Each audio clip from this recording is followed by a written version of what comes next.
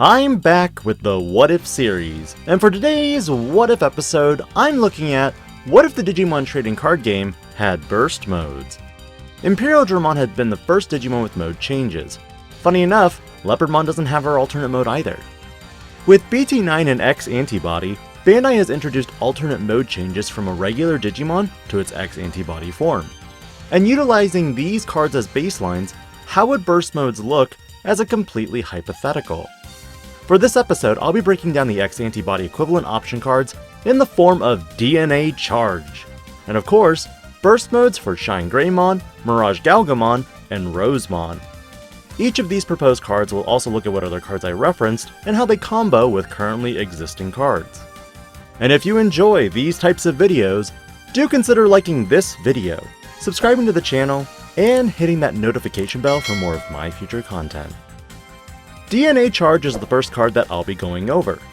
In terms of what I just referenced, I utilized X-Antibody from BT9 as a template from the color, memory cost, and a majority of its effects. However, unlike X-Antibody, which prevents itself from being stripped, this option card can be recurred back to your hand by paying 3 memory to return it to your hand from the trash. Inheritable effect-wise, once you place it under a Digimon, when attacking, that Digimon can digivolve into a Digimon with Burst Mode or Ruin Mode in its name.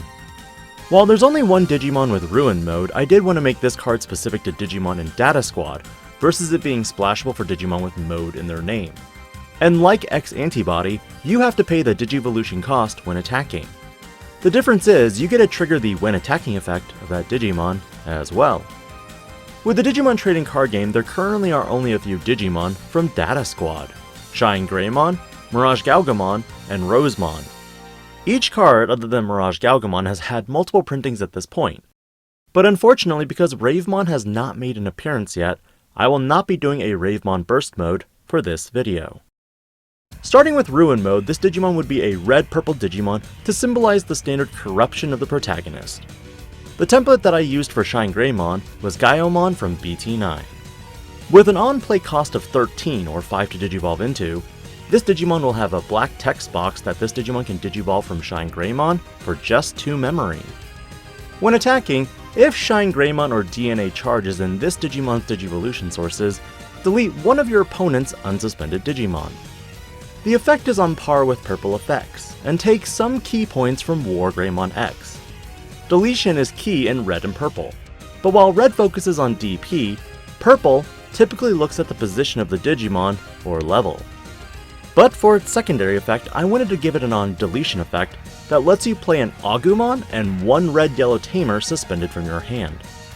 This aligns again with elements from EX1 Skullgreymon, but also adds tamers into the mix. The true burst mode would also have the same on-play and Digivolution costs, but would go with colors more aligned with this Digimon. Being a red and yellow Digimon, this card would have a when attacking effect that says, if Shinegreymon or DNA Charge is in this Digimon's Digivolution sources, one of your opponent's Digimon gets minus 12,000 DP. While a reduction of 12,000 DP is not guaranteed delete for higher level Digimon, this takes references back to Glorious Burst, the original option card that Shinegreymon had from BT2. But again, this isn't Shinegreymon Burst Mode's only effect. For each suspended tamer you have, this Digimon gets Security Attack plus 1. Shinegreymon has always had elements with suspending tamers or getting additional security checks. Why not combine both for a fun, happy element? With a stat line of 13,000 DP, a delicate plan would be a real nuisance here. Moving to Miragegaogamon Burst Mode, this Digimon would have stat lines identical to Metagarurumon X, being a 12 cost on play body or 4 to digivolve into.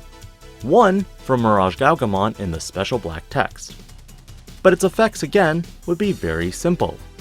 Your turn. While this Digimon has Miragegaogamon or DNA Charge in its Digivolution sources, this Digimon gets jamming. And while 12,000 DP isn't anything to laugh at, a 12,000 DP jammer only gets deleted by option cards and potentially de-Digivolution effects. But its when attacking effect is the real kicker. When attacking, once per turn, both players draw 2 cards. And you may be wondering, Digi-Panda, why would you want to give resources to your opponent to use? The answer is simple. Thomas H. Norstein. I'm throwing back support to even this Tamer card that if you had 4 of these out, and your opponent had 8 cards, Thomas would be able to unsuspend a jamming level 6 4 times.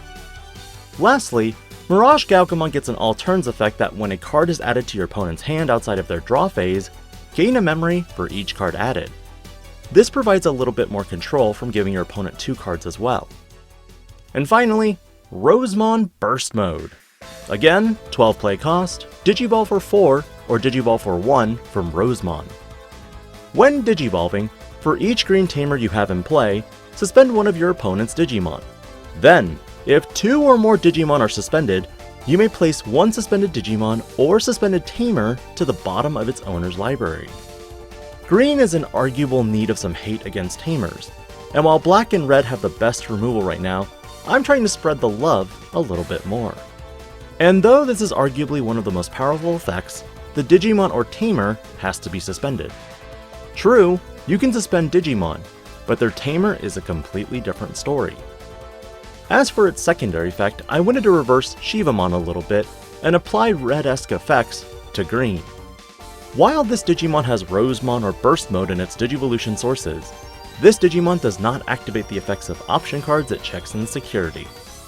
Imagine having this Digimon out with Shivamon. Your opponent can't play option cards if all your Digimon are suspended, and you have a Rosemon Burst Mode that doesn't check option cards in security when it attacks. Overall, Burst Modes are something I see Bandai doing for a Digimon Data Squad set in the future. There's still a wide variety of Digimon from Adventure 1, 2, 3, and even 4 that have yet to make appearances. What are your thoughts on the concept of DNA Charge and the Burst Modes I've outlined for this episode? Let me know in the comments below. This is Digi-Panda, logging out.